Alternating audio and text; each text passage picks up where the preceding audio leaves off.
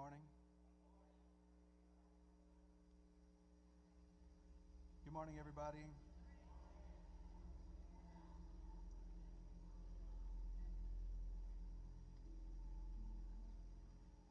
We're going to do something a little different than what we normally do as everyone is gathering in.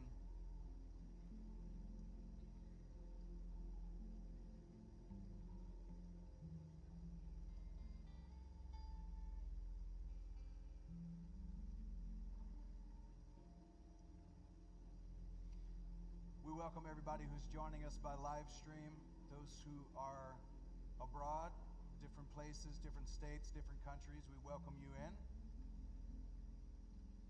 And all of you who are here in the local congregation.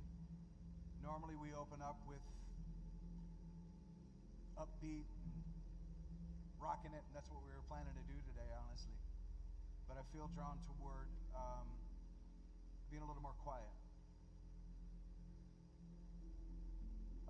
We're not going to be ultra dramatic about what has transpired this week, but for some people it was pretty dramatic and traumatic.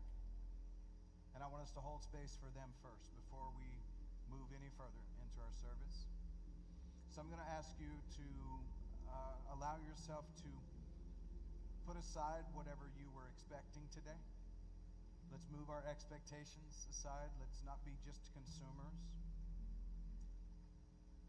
Let's not be just here today so that we can be blessed. Let's be here today to create a vortex and an energy of blessing. There are many of us, some here in this congregation, who have been touched by this disastrous storm this last week. If you weren't directly, somebody that you know was. They still don't understand why this particular storm did this particular thing. It's not for us to try to figure that out, I don't think, but it is for us to gather our hearts together and take a few moments and hold this area in our heart space. We're in our spirit expressing season, and we're talking today or going to be concentrating. We may not even talk today, just so you know. We're going to see where this leads. Today our subject, though, would have been and is about the heart chakra. And the heart chakra in Sanskrit is called the Anahata. The Anahata in Sanskrit literally means unbroken, unburdened, untorn. And so it's interesting because when you talk about heart, we think that a heart can break. But that Anahata cannot. The deep heart, that heart that is connected to the eternal essence. That's the heart I'm asking us to press into today. Because even though our emotional hearts may be breaking, for ourselves, loss of homes, cars, human beings, the body count, unfortunately, is still rising on the coast. Even though that heart can break, those emotions can come up. The Anahata cannot. And I'm asking us to press into that heart of love, that agape today, as we surround our friends and family in this entire area with our love. So, again, those who were expecting a regular order of service, it's funny, we just got through, not funny, I guess, we just got through with a little bit of a rehearsal 15 minutes ago. That's exactly what I thought we were going to do, but forget the order of service. In my opinion, it's an order of suggestions. So we push it aside, and we open up our hearts for a few moments. I'm going to put Reverend Aileen on the spot because I'm going to ask for our meditation to come now. Instead of waiting into the flow sheet, we'll see where it leads from there. It may lead immediately to the message, and we may finish up with music. We'll see. But I'm going to ask Reverend Aileen to come now and lead us in whatever is coming into her heart. She's one of the most wonderful meditation guides that I know personally. And I'm asking us to just give space for a few moments, open up our hearts, allow our hearts to be whole, and send up that energetic frequency to all of our brothers and sisters in the Tampa Bay area. Reverend Aileen, thank you. And so, yes, many of us are experiencing grief and tears. So I would ask you to allow those to flow, to feel whatever it is that we are feeling in this moment. And so now as we move into this place, this sacred space, which is known by many terms, I like to call it the present moment. So closing your eyes now and just allowing yourself to settle wherever you are, particularly those of you at home who may have sheltered, evacuated you, or somewhere else. You're with us here in the sanctuary right now. Just notice your body and notice where you are feeling maybe some anxiety, tension, sorrow, grief. Just allow yourself to feel it.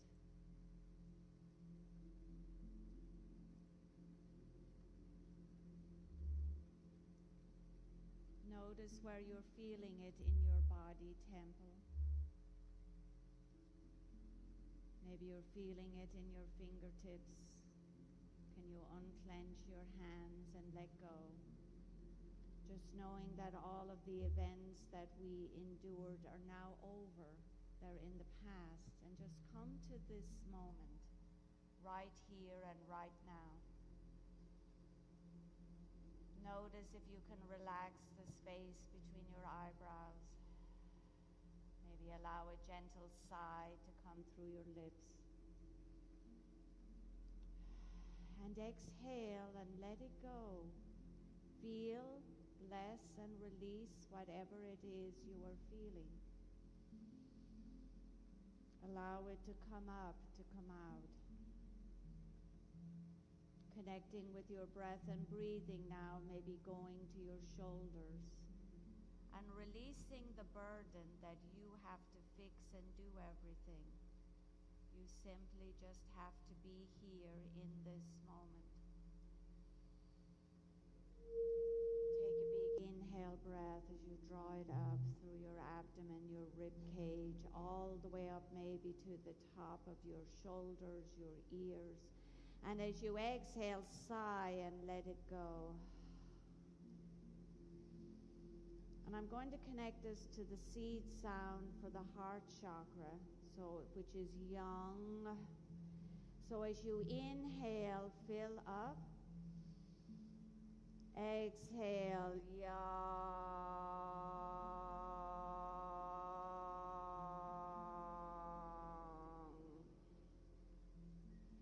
Inhale, fill up.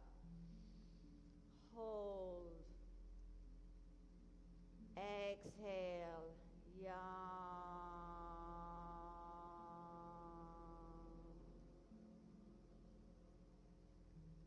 One more time, filling up. Hold at the top. And exhale, yang.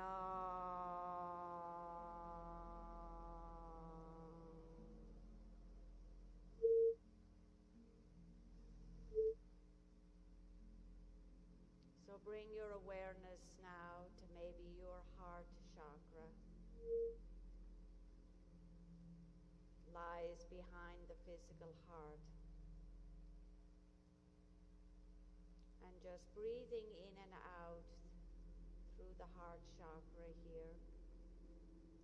The anahata that is never hurt, never broken, that loves unconditionally. Can you now come to this present moment and be truly grateful for everything that you have in this moment?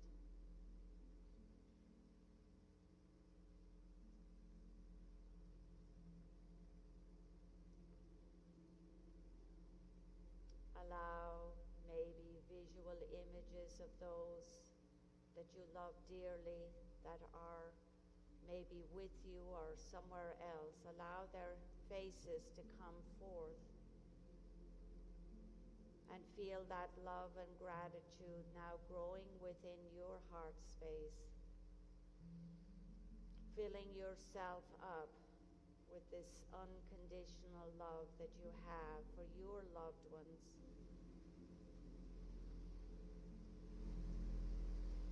And just resting here in the heart space, coming to the breath. The air is the element for the heart. And maybe in this moment, giving thanks for the air that you breathe right now in this moment. just expanding the rib cage here, giving space for the heart to grow, the heart to fill up. And then as you exhale, sending this love back out to your loved ones and back to you yourself for being here today. Simply being. Nowhere to go, nowhere to be, nothing to do, just simply be as you are in this moment.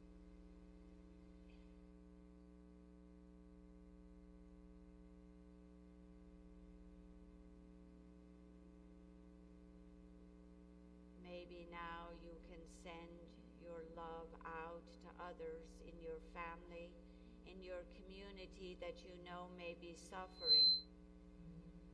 Can you connect here in your heart space, your spiritual heart with them? Invite them in now. And feel this circle of unconditional love that is now forming all around us here as our community here in First Unity. We're connecting with all of our First Unity family online across the world. And notice how gratitude feels. This is the energy of the heart chakra.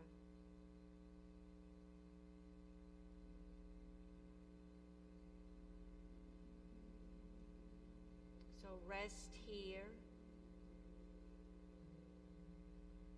as you just allow this energy to move in and out through your heart, filling yourself up here with gratitude that you are here, that you are alive, that you are safe, and that we are always supported by the unconditional love that exists all around us. Can you feel this now, channeling into you, all around you? And taking any fears that are coming up for you and drawing them up into the heart space and handing them over energetically, maybe to your higher power, to your guides, to angels, whatever you connect to. So just feeling yourself in this moment, safe in the loving arms, the protection of the universal life force of God, whatever you call this.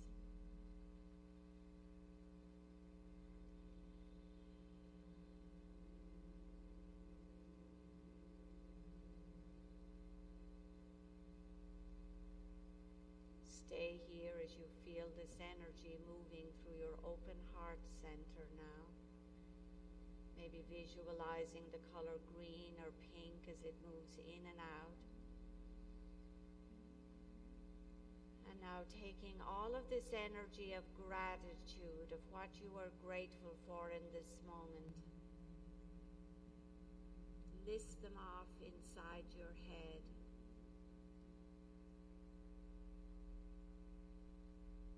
Grateful for what is in this moment.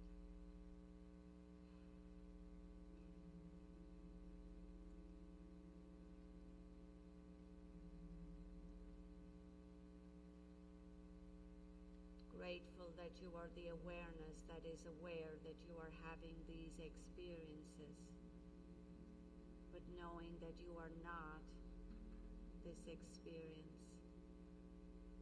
Taking your next inhale breath now and sending this love within your heart out into your family, your community, and then allowing it to come all the way back through you.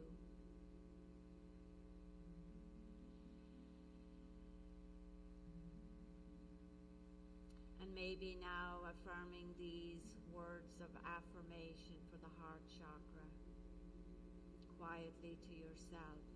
I am grateful for all the love that is given me in this moment.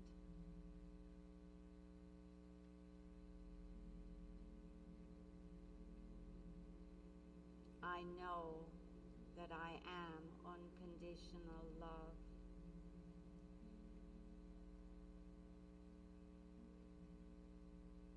I now let the radiant light of love dispel all fears and all anxieties, anything that may be blocking my heart chakra. I am truly blessed and grateful to be here in this moment.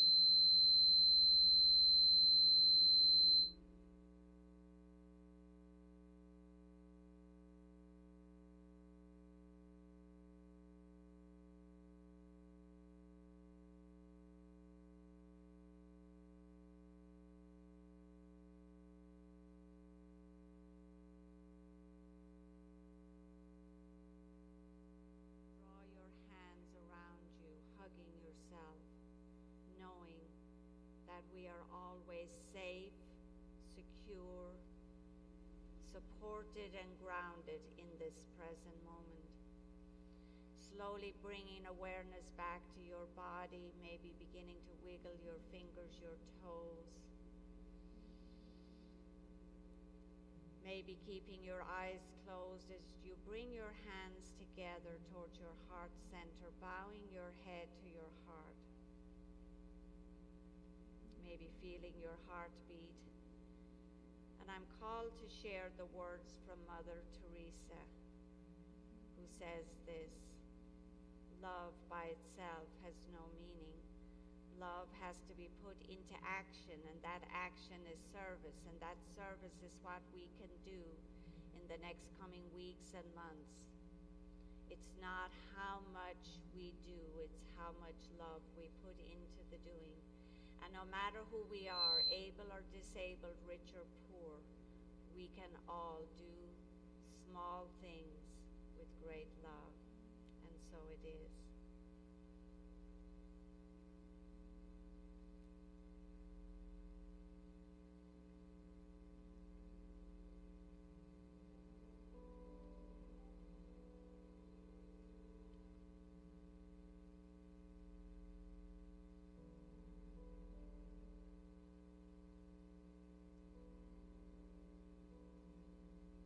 Mic check, 1, 2. If you can turn the meditation music off now.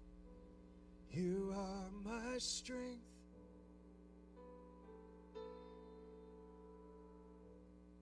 Strength like no other.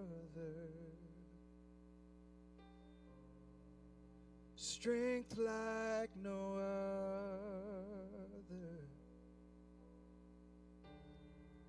Reaches to me.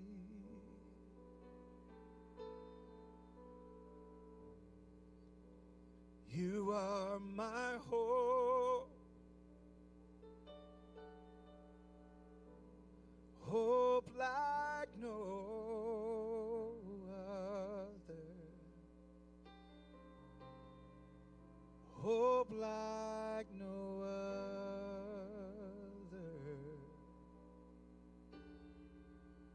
Reaches to me.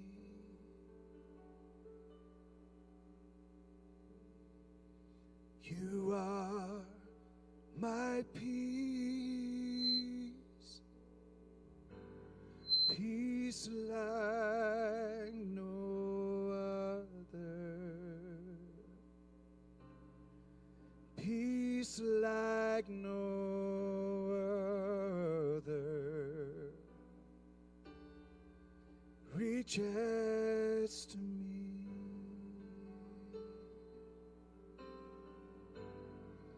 In the fullness of your grace, by the power in this place, you lift me up. You lift me up. Sing that with me. You are my strength. You are my strength. Strength like no other. Strength like no other. strength like no other reaches to me. You are my hope. You are my hope. Hope like no other. Hope like no other. Hope like no other. Keeps on reaching, reaches to me. In the fullness of your grace, in the fullness of your grace, by the power in this place, by the power in this place, you lift me up, you lift me up,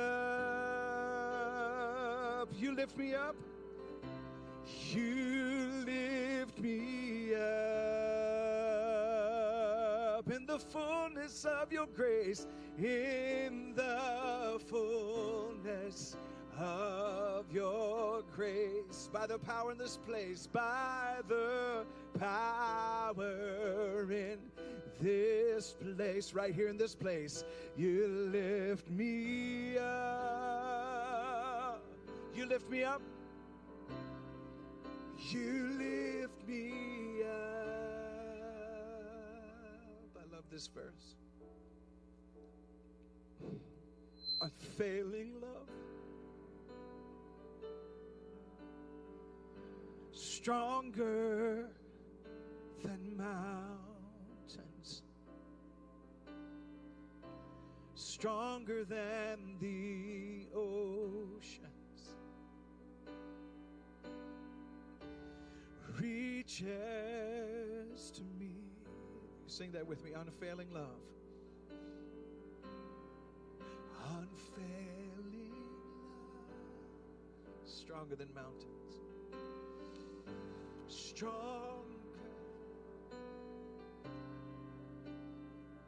deeper than the oceans, deeper than oceans, reaches to me, reaches to me, in the fullness of your grace, in the fullness of your grace, by the power in this place, by the power in this place, you lift me up, you lift me up,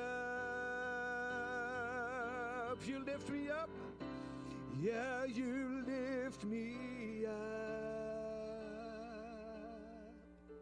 You are my peace. You are my peace, peace like no other, peace like no other, peace like no other, reaches to me. You are the love of my life. You are the hope that I cling to. You mean more than this world to me. I wouldn't trade you for silver and gold. I wouldn't trade you for riches untold. You are my everything. You are the love of my life.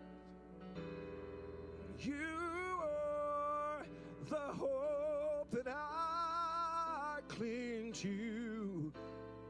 You mean more than this world to me. I wouldn't trade you for silver wouldn't trade you for riches untold.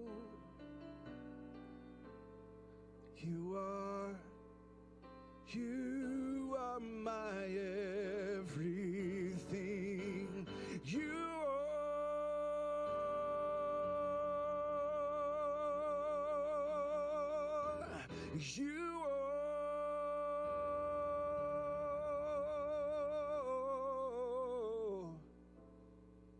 are my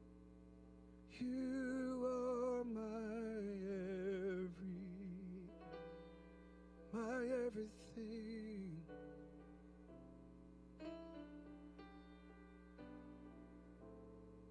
You are my everything,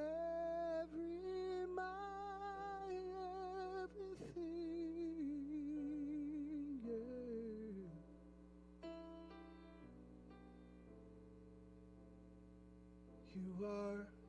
You are my everything.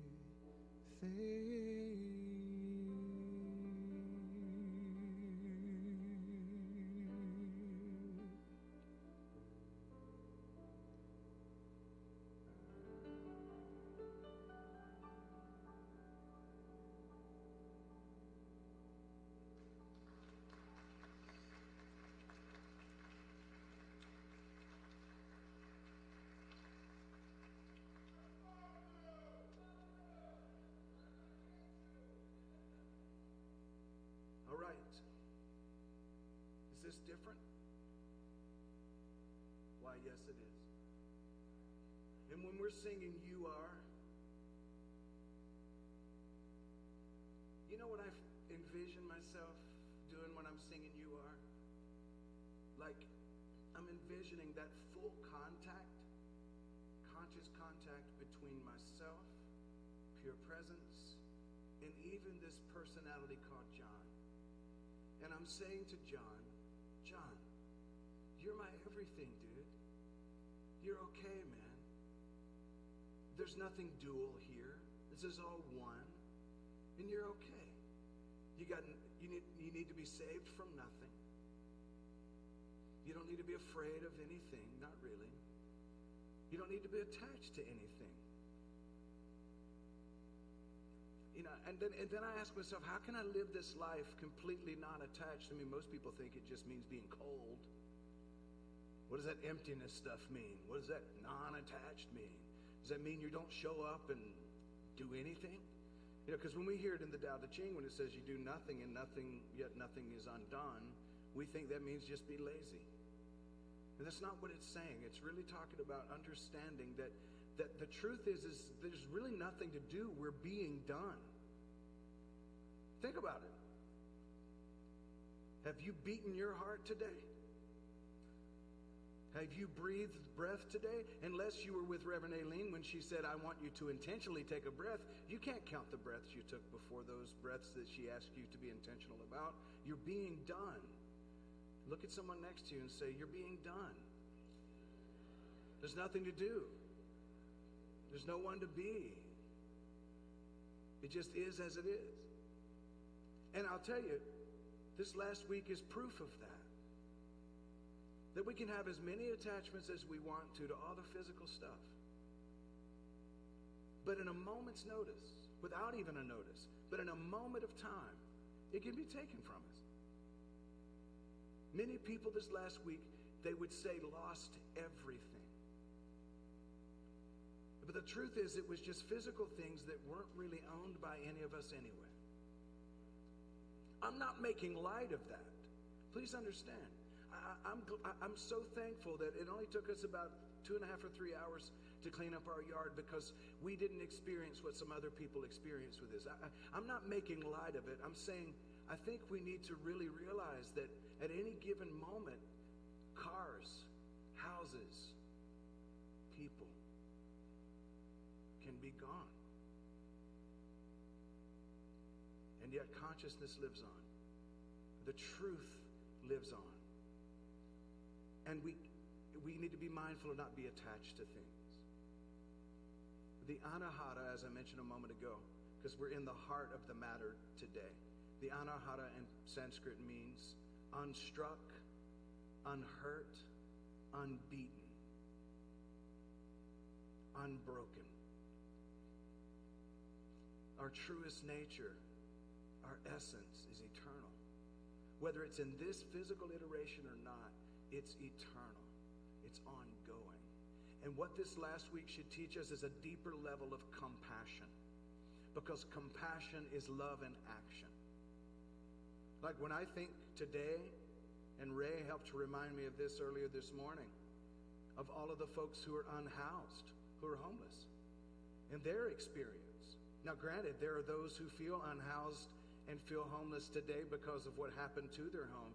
But also let's think about our brothers and sisters who were out in the elements. And their experience was completely different than ours. Some who didn't make it to a shelter.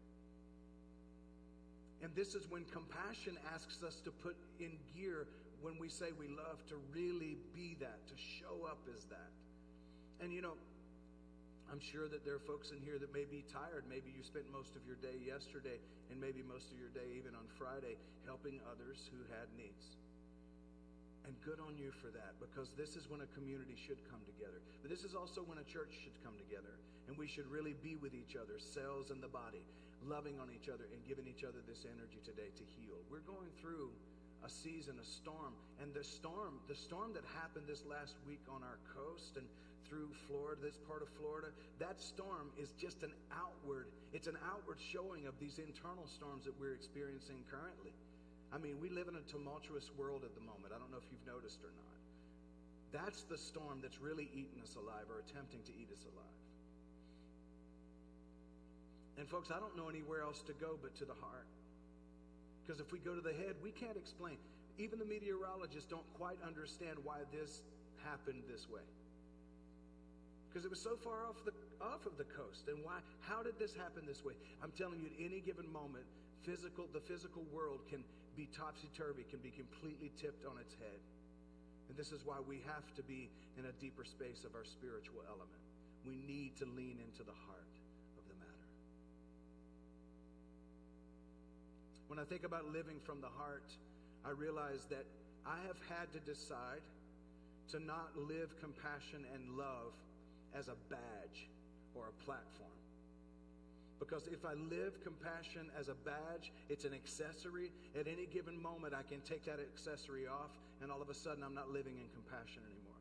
I've also come to realize that compassion and love for me should not be something that I think of as a fleeting emotion.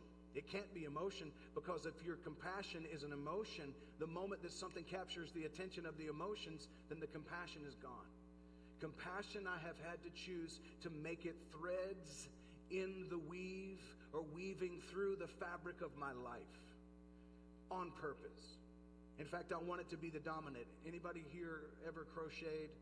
They got any crocheters? Sure. My mom used to do it. She wasn't really making anything. She was just like the movement. I don't know. It'd just be a whole string of crocheted knots together. I say, Mom, what you making? She goes, I don't know. It'll be something. And it always was, but she wasn't like, she was just like the knitting, the knotting, that's what I envision when I think about compassion and I think about love. I've decided to knit it into the fabric of my existence, because I don't want it to just be something I wear that I can take off, or just an emotional feeling at one moment. I want it to literally be vibrant within the cells of my body, so that I don't just say love, I show up as love. And when we've been talking about these chakras over the last few weeks, I was thinking this last week, because if you can't, I don't know if you're supposed to have a favorite chakra. If you're not, then I'm in trouble, because I do. My favorite chakra is the heart chakra. And shocking to all of you, I know. It's because the one thing people say about me is that that's the love guy, and that's all he ever talks about is love. That's why I couldn't wait to get to heart chakra. No offense, solar plexus. I mean, while we're in solar plexus, I'm like, okay, I'm going to do my best, but I'm ready to go north. You know what I mean? I want to go to the heart. The heart, to me, is that bridgeway. It's the bridgeway between heaven, celestial, and earth. If you're not real familiar with chakras, essentially these are just power places and bases within the body. These are places that hold particular powers. And we know this in the root chakra, which is very necessary for my life, because I'm like up here. I'm visionary, you know, so God bless Carrie and Reverend Aileen here. They have to keep me grounded because I'm all the time flying away. It's like I'm in a hot air balloon on a regular basis, and they have to go, come back, come back, come back. Need to be grounded. So they're my root chakras here at the campus. They're my root chakras. So that groundedness, that sense of awareness of the planet, being here, being grounded, not just flying around all of the time. How many of you know spiritual people that it's always woo, woo, woo? It's never any like practical. It's just like woo. I mean, if you know spiritual people like that, you have their face in your head right now. You're like, yep, I know those. I grew up with charismatics and Pentecostals. That's all they wanted to do was shout, dance, speak in tongues, and fall on the floor and roll around a little bit. That's all they wanted. But when it came to actually loving somebody, it was some of the meanest people I ever met in my life. And that's what I mean, needing to be grounded. And then the next one was the sacral. We talked about it. It's the sensual. It's the sexual.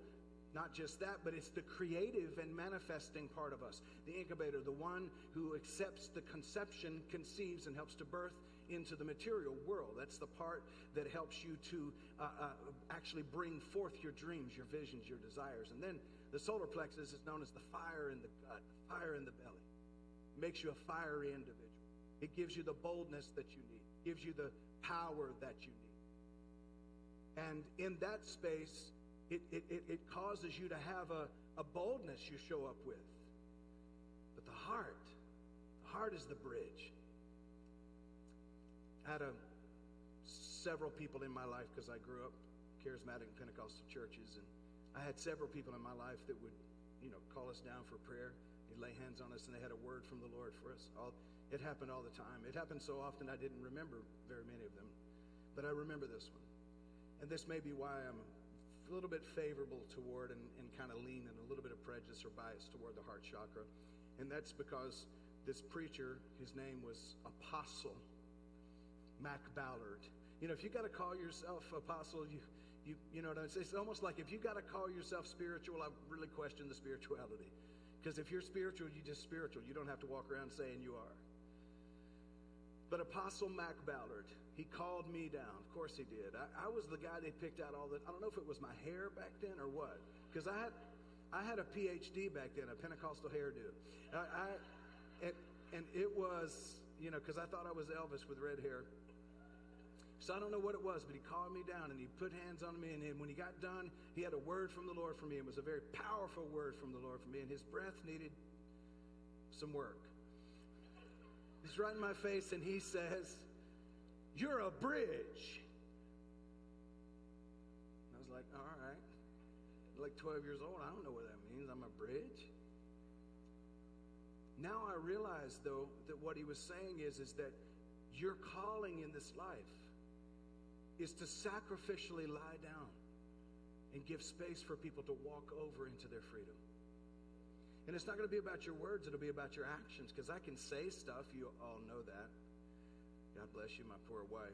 I've actually become more quiet, believe it or not, at home. You guys have to deal with it here. But it's about the quiet ability to allow others to walk into their own freedom, because you don't have anything to give them. I don't have anything to teach you. I don't have anything to give you. But what I can do is try to remind you of who you are and lay down and be the bridge. And that's to me what the heart chakra is. It's the bridge between heaven and earth. It's the bridge. The next one is the throat. Then you go to the third eye, which is insight, not just eyesight. You go to the crown, which is sort of, we could call this the satellite dish that pulls in the signal. But the heart is bridging heaven and earth. It's bringing the blessing into this world that we experience here and now. That's probably why I like it so much. And the heart chakra is represented by the element of air. See, the solar plexus is the element of fire, but the heart chakra is the element of air. Think about this. Where is there no air? I want you to think about that for just a moment.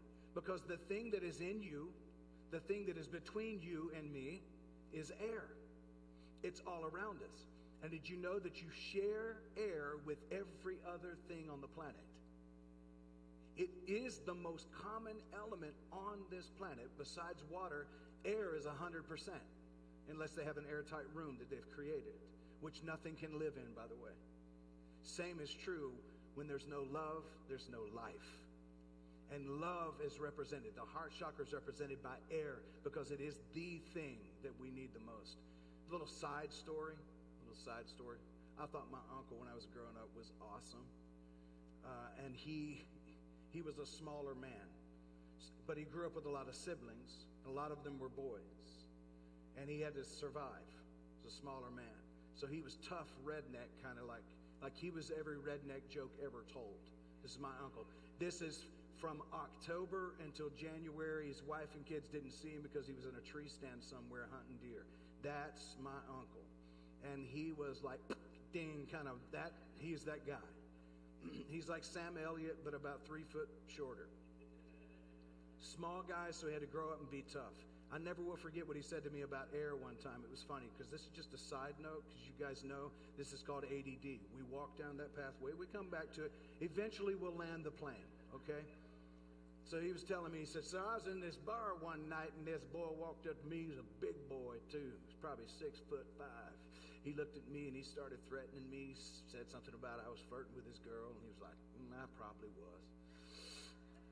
And he's looking at me, and he told me he was going to kick my, well, you know what he said after that. And he said, I looked at him and said, big boy, the only thing between you and I is air. And I just got that. I thought he was the toughest thing ever. I was like, I want to be like you.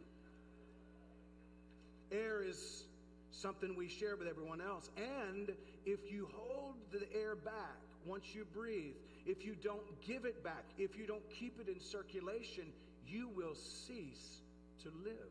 There will come a time in your life where your lungs will say, it's time to exit this world, and they will stop breathing.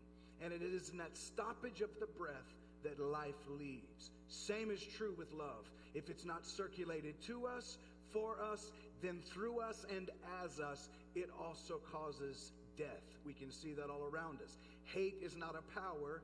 Hate is a representation of the absence of love, or something that is dying due to the fact that there's not enough air. The best CPR we can ever bring to the world is the air of love.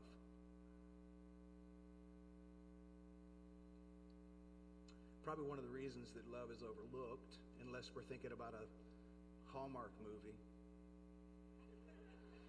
One of the reasons that, because that's romantic love, and one of the reasons love, that real unconditional agape love, is overlooked so often, is because it is so available that we take it for granted, kind of like the air. But I hope that after today, every time you take a breath, you'll think love. See, the thing is, if my 2.4 billion Christian brothers and sisters would practice what the Scripture says when it says God is love, then they would understand interchangeably that that means love is God. And if they would worship love the same way they say they worship God, we would bring an end to war overnight. If my 1.8 billion Muslim brothers and sisters would also live what the teaches in the Quran about God being love, and they would worship love the same way they worship God, we would end all war overnight. 2.4 plus 1.8, if my math is right, is over half of the population of the planet. In fact, it's well over half. And we would literally shift the consciousness of the planet if we would practice what we say we believe. It'd be that simple. Our Buddhist brothers and sisters are doing their best already, most of them. Our Hindus are doing their best already, most of them, as they really work to notice the oneness. But if we would notice the oneness through love, what a shift would happen in our world. And so when I think about the open heart, I think about compassion. When I think about compassion, I see that compassion is more than just saying I love, but it's being I love. And I find that it's interesting, in the book of Colossians, it was actually St. Peter's letter to the church at Colossus, chapter 3 and verse 12. He talked about urging us to fully embody the qualities, to fully embrace the qualities of compassion, of kindness, humility, gentleness, and patience. Let me say it to you the way Ram Dass used to tell us all of the time. I love Ram Dass. What a beautiful rascal. He's always just a shade crazy. And it's perfect. It's so great. Anybody ever had experience with Ram Dass, you know what I'm talking about. Just slightly, ooh, yeah. Just perfect. But what he used to teach us all of the time was this. Even if your mind is shut off to someone, don't close your heart to them. Now, at first when you hear it, you're like, is that all? Is there a more solid punchline? Like, is it going to get more profound? Think about this. Even if your mind is shut off to someone, because here's the thing, all of us have decided what our likes and dislikes are. We have bias. We're all prejudiced to some degree. We're all a little bit racist. We're all a little bit homophobic. We're all a little bit because we have these phobias that have been built into us. And people who yell the strongest about not being that are working on that even harder. I just said something very profound there. You know, those who are like trying to make it clear, no, I love black people. No, I really do love black people. I really do. You know, if you do, just do. You don't have to talk about it. You right? Does that make sense? I mean, if we're like really... I work with black people, I promise. It's just so interesting, the white fragilities. See, the thing is, we all have preferences. We all have likes and dislikes. We all choose certain teams. I don't want to talk about teams because the Dogs, I don't understand what it is about Alabama, but that's their Achilles heel. I don't get it. Anybody else don't get it? You don't get it? I'm like, I don't understand it. Anyway, moving on. But we all have teams we cheer for. We have likes and dislikes. If I say to you, to some of you in here, if I say to you, chocolate ice cream, somebody else is going to go, ugh. My wife. I won't call her out, but she's not the kind of person that if she's in emotional distress that you want to hand a chocolate bar to her. Most women, that's the case. Not her. Of course not. Of course not. She had to be that unique. She doesn't care for chocolate. We all have likes and dislikes. So what Ram Dass was saying is that just because your mind cuts them off because of a particular category, or you have a particular prejudice or judgment toward them, it's understandable because our brains are trained a certain way. And some of us have trained them. There are certain vibrational frequencies I don't like. Anybody else? Like, I'm not down with hate. I'm not down with racism. I'm not down with homophobia. I'm not down with sexism. I'm not down with any of that stuff. And people who spout that stuff, you're probably not going to find me hanging out with them much because I don't care for that vibrational frequency. But I'll tell you this, the moment that our heart closes off to them being just as much a part of the divinity that we are, is the moment that we start to miss life's greatest lessons and the beauty of what it really means to be love. And also, we shut off the ability to see the illusion, to see beyond what we think is real. So, the invitation to not just stop with what the brain tells you about someone is to expand that heart and keep it expanded. I go back to the reason it's called the anahata, is because it can't be broken. So for people who say, well, I'm just scared they're going to break my heart, they can't break that one. They can't break that one. They can break your ego's heart, but they can't break the true heart. Does that make sense? Then when I move from compassion, I start to move in compassion. I move toward empathy, and empathy is far different than sympathy. Empathy is that ability to connect with someone on an emotional level. It's special ability to understand someone. And this is perfect because the next one is forgiveness. But the truth is, if you can get compassion and empathy, forgiveness is unnecessary because you move into such a deep realm of understanding that you no longer have to forgive anyone. In fact, you move to that space where Jesus of Nazareth apparently lived. One of his 7 sayings on the cross was, Father, forgive them, for they know not what they do. That is a high level of consciousness. Jesus was essentially saying, I don't need to forgive them. I understand them, and I'm asking that their debt be erased. He's asking the cosmos to erase the karma.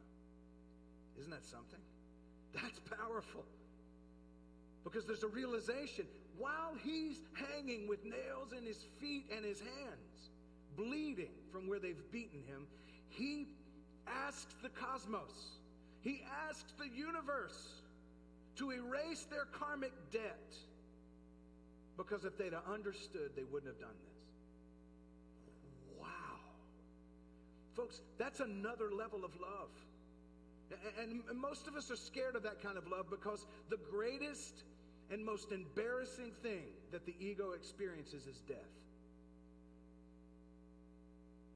Because it no longer has a hold when the physical's gone. Anybody with me? So this empathy, this gives us the ability to connect with the whole human story, not just our story, but the whole human story. And we connect with it from above so that we transcend it. We're not stuck in the narrative, but we're able to see the play as it's going on below us, transcending and transforming into the light being that we are. And this is how we get into our Buddha nature. See, my desire is that I would have the heart of Christ and the mind of Buddha. My desire is to have the heart of Christ